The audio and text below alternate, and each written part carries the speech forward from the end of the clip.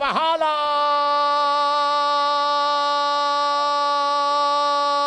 دور پنجم را با فرار شماره 6 و ریو فرمول انجام گرفته. شماره 6 یعنی آسه میلان و ریو فرمول هم از داخل. حالا ریو فرمول یک، ولی آسه میلان به شماره 10 دنسینگ ایسا. حالا دنسینگ ایسای جلیل مفیدی در عنوان قهرمانی. دنسینگ ایسا و ریو فرمول، دنسینگ و ریو فرمول، دنسینگ ایسا، دنسینگ ایسا. وای اریستوفیلیا اومد، سه اسبی که جلو دنسینگ ایسا، ریو فرمول، اریستوفیلیا.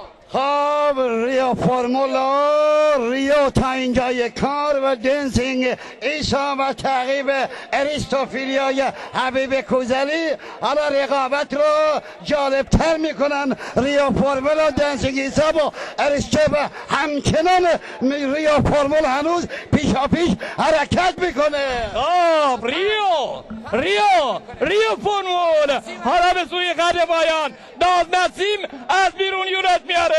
اومدن داز نسیم و ریو بود. داز نسیم ریو داز نسیم ریو فرمول